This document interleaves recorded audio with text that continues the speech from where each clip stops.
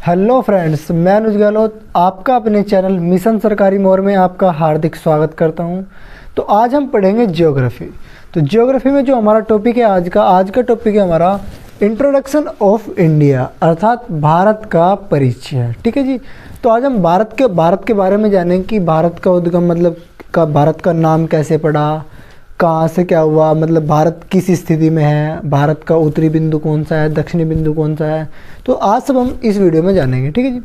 तो सबसे पहले हम बात करेंगे कि भारत के हमारे बहुत सारे नाम हैं। तो कौन कौन से नाम हैं। तो पहले बात आती है कि भारत का नाम इंडिया।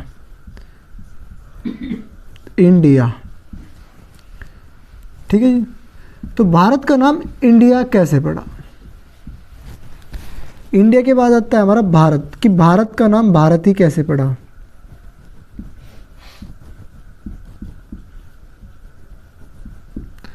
उसके बाद आता है हमारा हिंदुस्तान,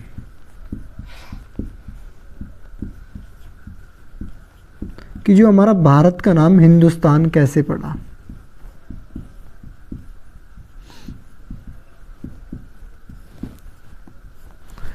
उसके बाद हम बात करें कि हमारा इसको आर्यव्रत भी बोल देते हैं,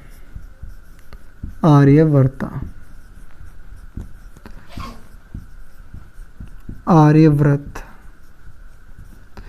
और इसको हम जम्बू द्वीप भी बोल देते हैं। क्या बोलते थे? जम्बू द्वीप।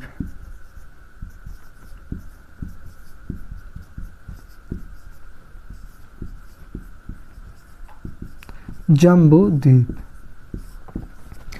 तो सबसे पहले तो हम बात इस पे करें कि जो हमारा भारत का नाम इंडिया, अर्थात इंडिया कैसे पड़ा। तो इंडिया जो नाम था, तो ये इसकी जो जानकारी है वैसे तो डिटेल में तो आपको मिलेगी हिस्ट्री वाले सर से, लेकिन मैं आपको केवल ब्रीफली बताऊंगा कि हमारा इंडिया नाम कैसे पड़ा, भारत नाम कैसे पड़ा, हिंदुस्तान, आर्यव्रत और जम्बूद्वीप। ठीक है जी। तो हमारा जो इंडिया नाम कैसे पड़ा, भारत का नाम इंडिया हमारा यूनानियों द्वारा दिया गया था। किसके द्वारा दिया गया था? यूनानियों द्वारा। यूनानियों द्वारा। ठीक है। उसके बाद हम बात करेंगे कि जो हमारा भारत का नाम भारत कैसे पड़ा। तो हमारा एक राजवंश था जिसमें हमारी महारानी शकुंतला थी। शकुंतला का जो पुत्र था उनका नाम था भरत।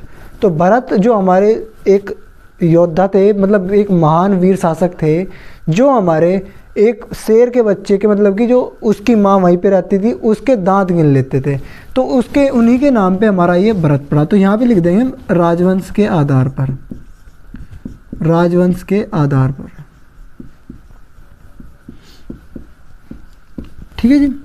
उसके बाद हम बात करेंगे हिंदुस्तान हमारा कैसे नाम पड़ा। तो हिंदुस्तान हमारा ईरानियों द्वारा दिया गया नाम था। किसके द्वारा? ईरानियों द्वारा। ईरानियों द्वारा। ठीक है। तो हम बात करेंगे जो हमारा भारत का नाम आर्यव्रत कैसे पड़ा। तो जब हम सबसे पहले की बात करते हैं कि यहाँ पे आर्य निवास करते थे, तो यहाँ पर आर्य निवास करते थे। तो आर्य के निवास स्थान के हिसाब से यहाँ पे इसका नाम आर्यव्रत पड़ गया। ठीक है जी। आर्यों का निवास स्थान, आर्यों का निवास स्थान। अब हम बात करेंगे जो हमारा भारत है, तो भारत का नाम हमारा जम्बूद्वीप कैसे पड़ा। तो यदि आप पुराण पढ़ोगे तो पुराणों में आपको भारत कहीं भी, भारत, इंडिया, हिंदुस्तान कहीं भी कुछ नहीं मिलेगा। लेकिन जो भारत का हमारा जो शब्द है, वहाँ पे भारत का जो अन्य नाम है वो आपको जम्बूद्वीप मिलेगा। तो पुराणों द्वारा हमारा जम्बूद्वीप मिलता है नाम भारत का। ठीक है जी। पुराणों द्वारा।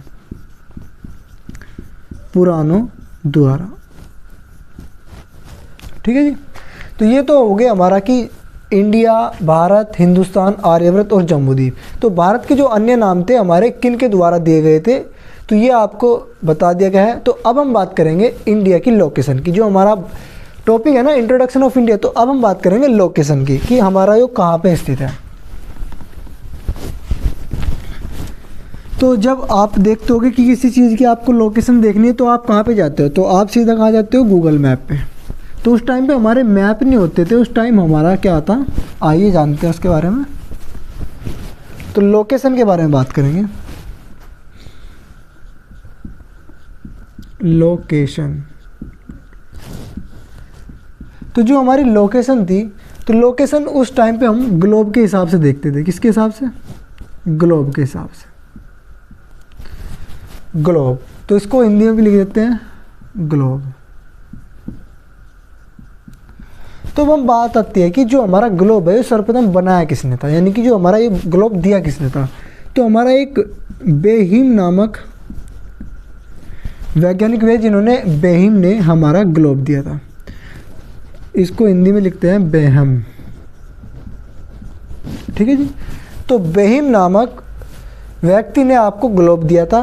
तो जो हमारे बेहिम थे, तो ग्लोब का जो हिंदी यानी कि इनका नाम क्या था उस टाइम पे, मॉडल ऑफ अर्थ, यानी कि जो हमारी अर्थ है उसका मॉडल यानी कि उसका प्रारूप कैसा है ये बताया था हमारे बेहिम ने। मॉडल ऑफ अर्थ यानी कि पृथ्वी का प्रारूप, पृथ्वी का प्रारूप, ये था हमारा बेहिम द्वारा दिया गया मॉडल, यानी कि मॉडल ऑफ अर्थ, पृथ्वी का प्रारूप। तो अब हम बात करेंगे जो हमारा ग्लोब था, ग्लोब हमारा 2 टाइप में डिवाइड था। तो किस किस में? ये हमारा इस टाइप में डिवाइड था। सबसे पहले बात करेंगे अक्षांश के, सॉरी सबसे पहले बात करेंगे हम क्षैतिज, और ये होता है दूसरा ऊर्ध्वाधर, ठीक है जी। अब हम बात करेंगे ग्लोब के बारे में कि ये हमारा क्या है, ये हमारा था ग्लोब। तो ग्लोब हमारा 2 टाइप में डिवाइड हुआ। तो एक टाइप तो था इसका ये वाला कि इसकी हमारी ये इस टाइप से यहाँ पे लाइनिंग थी, तो इनको बोलते थे क्षैतिज लाइन, ठीक है जी, क्षैतिज लाइन।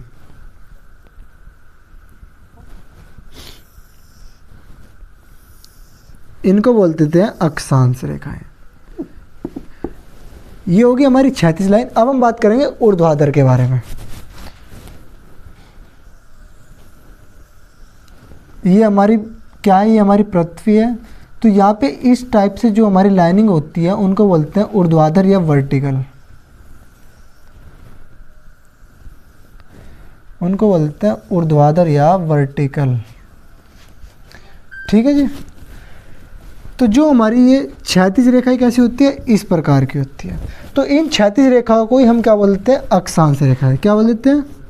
अक्षांश रेखाएं, अक्षांश रेखाएं। और इनको बोल देते हैं हम क्या, देशांतर रेखाएं, देशांतर रेखाएं।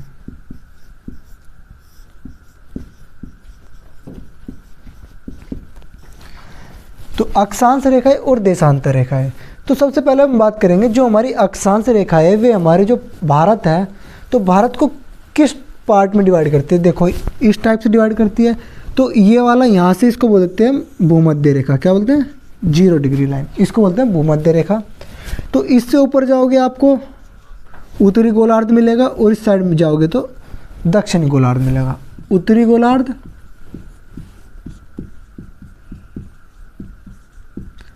और हमारा दक्षिणी गोलार्ध, दक्षिणी गोलार्ध, ठीक है। तो यहाँ पे आप नोट कर लेंगे कि जो हमारी अक्षांश रेखा है वे भारत को उत्तरी गोलार्ध और दक्षिणी गोलार्ध में डिवाइड करती है। अक्षांश रेखाएं भारत को उत्तरी गोलार्ध एवं दक्षिणी गोलार्ध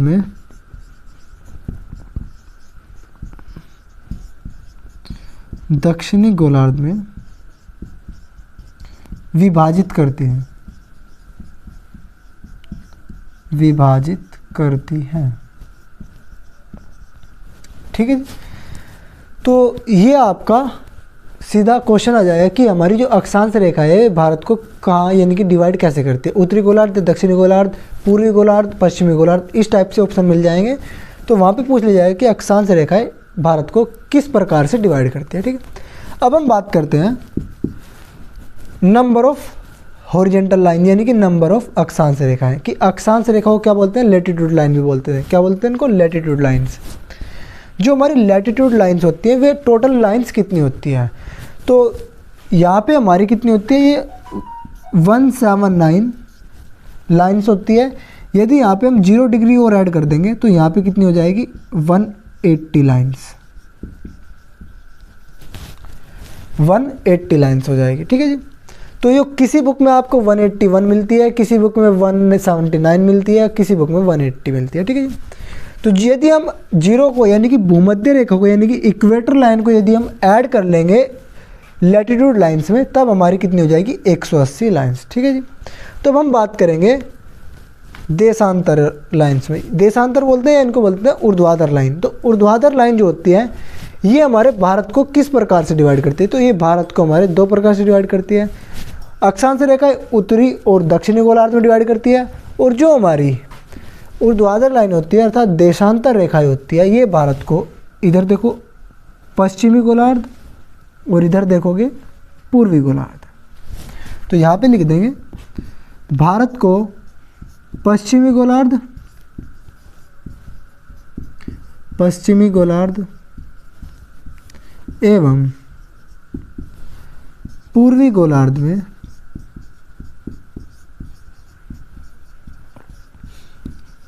डिवाइड करती हैं, विभाजित करती हैं। ठीक है। तो ये तो था इसका ब्रीफली एक आपको इंट्रोडक्शन था। तो अब हम बात करेंगे लैटिट्यूड लाइंस के बारे में डिटेल में। ठीक है जी। तो जल्दी से नोट कीजिए आप उसको। बात करेंगे लैटिट्यूड लाइंस अर्थात अक्षांश रेखाएं द्वारा जो हमारा भारत डिवाइड होता है, तो उसका जो हमारा सबसे उत्तरी बिंदु कौन सा होता है, दक्षिणी बिंदु कौन सा होता है, तो आइए सब मैप के माध्यम से आपको समझते हैं। ठीक है जी।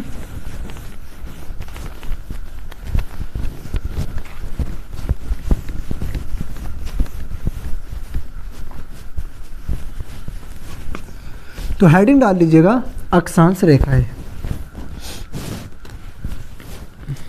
अक्षांश रेखाएं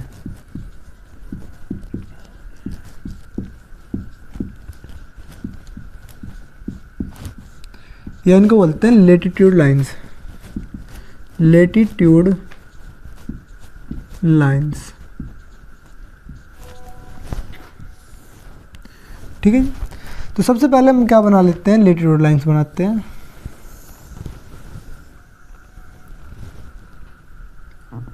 ठीक है जी। हमारी इस प्रकार से लाइन होती है 0 डिग्री। ठीक है जी। तो 0 डिग्री को बोल देते हैं भूमध्य रेखा। क्या बोलते हैं, भूमध्य रेखा।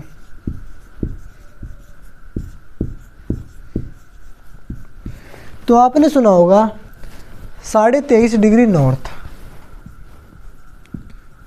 23.5 डिग्री नॉर्थ और 23.5 डिग्री साउथ। तो इनका नाम क्या होता है, बीच वाली लाइन का नाम भूमध्य रेखा। 23.5 डिग्री नॉर्थ में होगी तो उसका नाम क्या होता है हमारा, उसका नाम होता है हमारा कर्क रेखा। और यदि 23.5 डिग्री साउथ में जाएंगे तो उसका नाम क्या होता है हमारा, मकर रेखा। मकर रेखा। ठीक है। तो ये जो हमारे 23.5 डिग्री नॉर्थ है, 23.5 डिग्री साउथ है, तो उसका हमें पता कैसे चलता है, तो यहाँ पे जो इसका मिड पॉइंट होता है ना, यहाँ से जो एंगल बनता है ये बनता है हमारा 23.5 डिग्री का। तो इस प्रकार से हमारी मेजर्स होती हैं। यहाँ पे देख लीजिए, यहाँ पे भी हमारा सेम होता है। ठीक है जी। तो जब भी पे इसी प्रकार हम यहाँ पे नंबरिंग करते हैं कि हमारा 0 डिग्री है, 23.5 डिग्री है, 10 डिग्री है, तो सब प्रकार के हम यहाँ पे इसी तरह से डिनोट करते हैं। तो अब हम बात करेंगे कि जो हमारा भारत है, भारत किस डिग्री से किस डिग्री तक फैला हुआ है।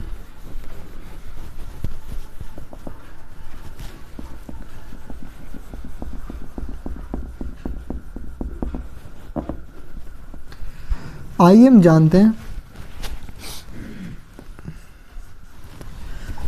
अक्षांश रेखाओं के बारे में। तो अभी आपको मैंने बताया कि जो अक्षांश रेखाएं होती है भारत को उत्तरी गोलार्ध और दक्षिणी गोलार्ध में डिवाइड करती है।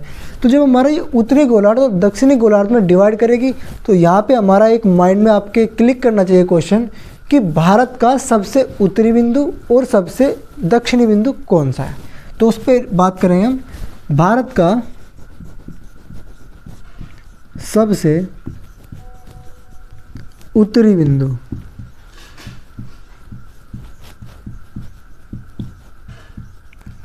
तो भारत का सबसे उत्तरी बिंदु कौन सा है हमारा? भारत का सबसे उत्तरी बिंदु तो ये है हमारा इंदिरा कोल। क्या है? इंदिरा कोल। इंदिरा कोल। तो इसका जो हमारा इंदिरा कोल का हमारा जो मेजरमेंट है, यानी कि ये हमारा कितने डिग्री पर पड़ेगा? ये पड़ेगा हमारा 37 डिग्री 6 मिनट पर। कहाँ पर पड़ेगा? 37 डिग्री 6 मिनट पर। अब हम बात करेंगे भारत का सबसे दक्षिणी बिंदु। ठीक है जी, भारत का सबसे दक्षिणी बिंदु।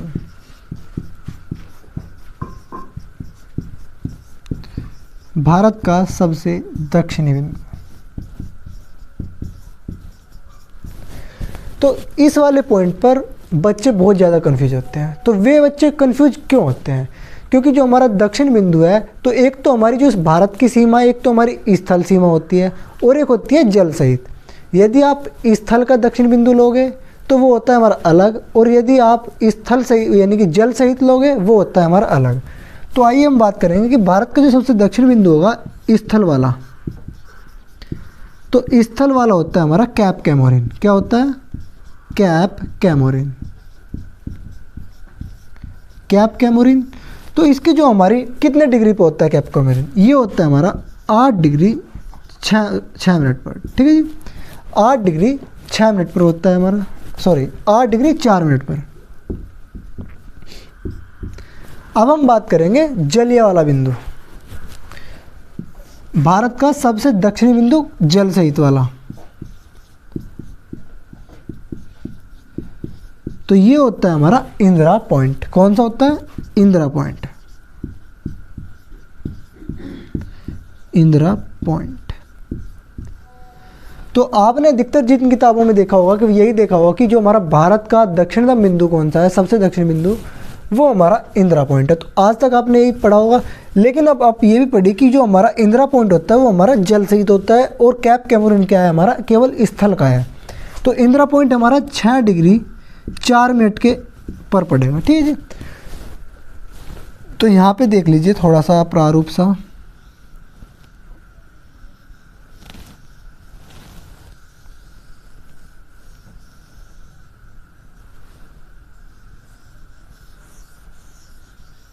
ठीक है जी, ये हमें बन गया भारत। ठीक है जी, नक्शे पर फीलिंग में मत जाना, आपको केवल समझाने के लिए।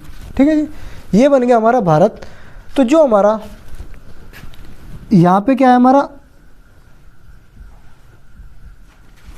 यहाँ पे हमारे हैं अंडमान निकोबार। ये तो हमारी क्या होगी? स्थलीय सीमा होगी यहाँ तक। और यदि आप जल सहित जाओगे ये हो जाएगी हमारी क्या, यहाँ पर अंडमान निकोबार द्वीप पड़ेगा यहाँ पर। तो जो हमारा यहाँ पर है, यहाँ पर तो हमारा क्या, कैप कैमोरिन। तो ये तो है 8 डिग्री 4 मिनट हमारा कैप कैमोरिन है यहाँ पे। लेकिन जब इससे नीचे जाओगे, ये हमारा बोर्ड से थोड़ा नीचे हो गया, यहाँ पे देखना, यहाँ पे पड़ेगा हमारा इंदिरा पॉइंट। क्या पड़ेगा? इंदिरा पॉइंट। इंदिरा पॉइंट जो कि हमारा है 6 डिग्री 4 मिनट पर। तो ये हमारा अंडमान निकोबार द्वीप पर है। ठीक है जी, तो ये हो गया हमारा अक्षांश रेखा के बारे में। तो आइए थोड़ा सा यहाँ पे भी देख लेंगे।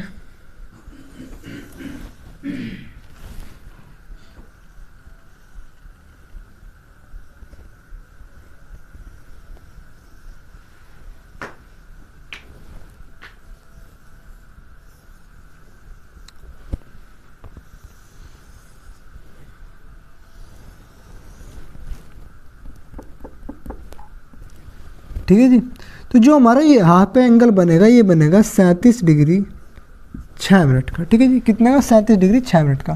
तो ये जो यहाँ पे टच हो रहा है, ये यानी कि ये वाली जो लाइन है, ये थोड़ा मेजरमेंट यहाँ पे गलत सा हो गया।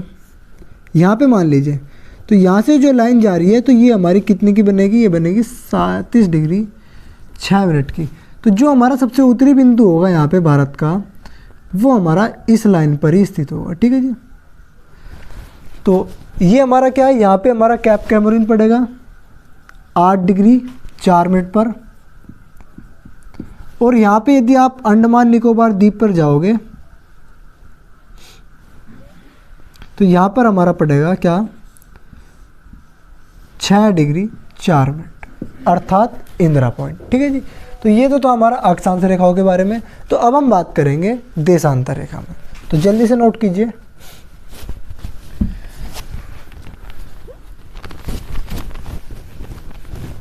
देशांतर रेखाओं के बारे में। ठीक है जी।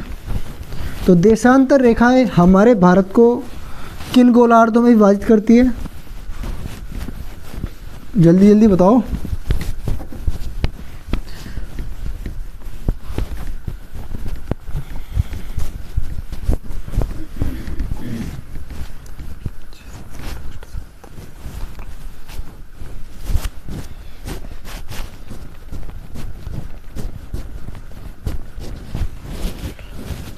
देशांतर रेखाएं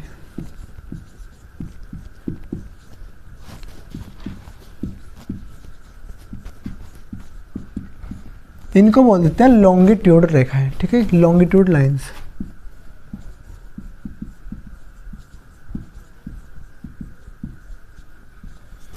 तो सबसे पहले तो बात ये आती है कि जो हमारी देशांतर रेखाएं हैं, देशांतर रेखाएं भारत को किन दो भागों में विभाजित करती है? तो देशांतर रेखाएं जो हमारी होती है ये हमारे भारत को पूर्वी और पश्चिमी, इधर पूर्वी गोलार्ध और पश्चिमी गोलार्ध में डिवाइड करती है। ठीक है जी।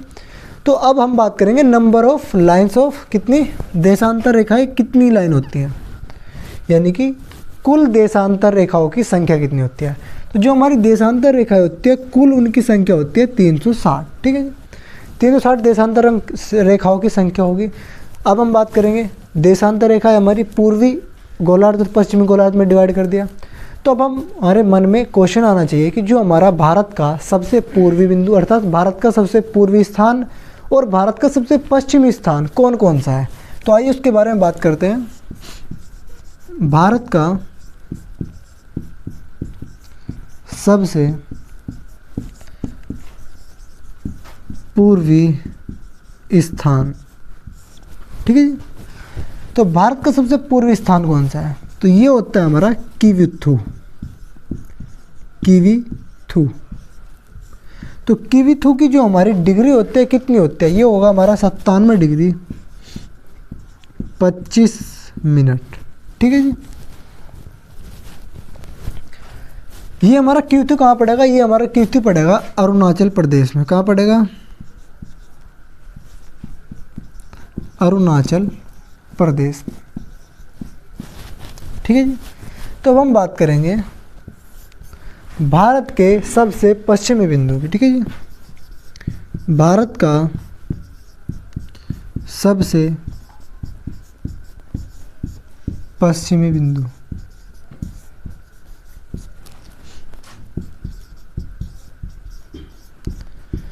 तो इसके भी दो नाम है। इसको कहीं कहीं पे गुहार मोता भी या मोती भी कह देते हैं या गौर माता भी कह देते हैं। ठीक है जी। गुहार मोता या गौर माता। ठीक है जी। तो इसका जो हमारा पॉइंट होगा ये हमारा कहाँ होगा? 68 डिग्री 7 मिनट। ठीक है जी। तो ये हो गया हमारा देशांतर रेखाओं के बारे में। तो अब हम बात करेंगे कि जो हमारी किवीथू से लेकर गौर माता की जो लेंथ है वो कितनी है और हमारी इंदिरा पॉइंट से लेकर कैप कैमोरिन तक कितनी दूरी है। ठीक है जी। तो आइए हम बात करेंगे मैप के माध्यम से। तो ये जो पॉइंट है ना, ये पॉइंट ही बस आपके लिए उपयोगी है।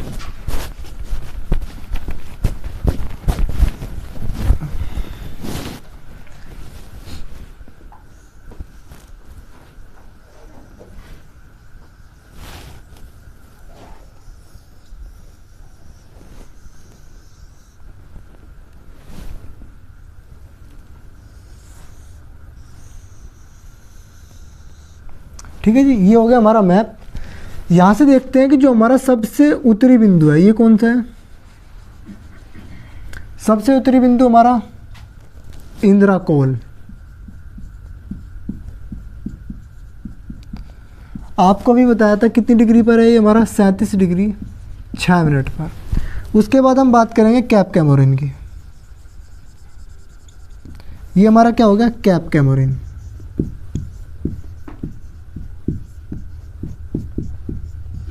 तो कैप कैमोरिन हमारा कितने डिग्री पर है, ये है हमारा 8 डिग्री 4 मिनट पर, ठीक है जी, 8 डिग्री 4 मिनट पर। उसके बाद सबसे पश्चिमी बिंदु पे आ जाएंगे, ये कौन सा हमारा गौरमाता,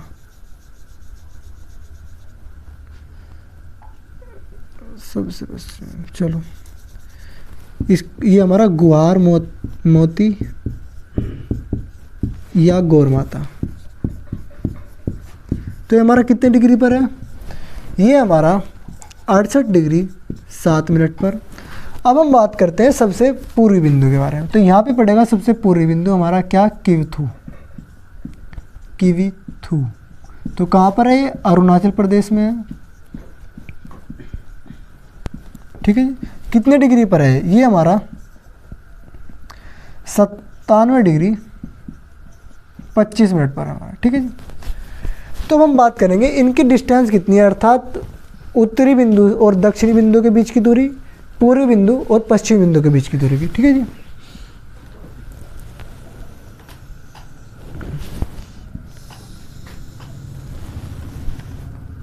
ये होगी हमारी, तो जो हमारी उत्तरी बिंदु और दक्षिणी बिंदु के बीच की दूरी है, ये हमारी है 3214 किलोमीटर, ठीक है जी। और जो हमारी पूर्वी और पश्चिमी बिंदु के बीच की दूरी होती है, ये होती है हमारी 2933 किलोमीटर, 2933 किलोमीटर, ठीक है जी। तो जो हमारा नेक्स्ट टॉपिक होगा वो होगा भारत के पड़ोसी राज्यों के बारे में, उनके साथ जितने भी हमारे डिस्प्यूट हैं उनके बारे में हम डिटेल में बात करेंगे। तो आज की क्लास में इतना ही। यदि आपको वीडियो पसंद आए तो लाइक करें, शेयर करें और चैनल को सब्सक्राइब करें।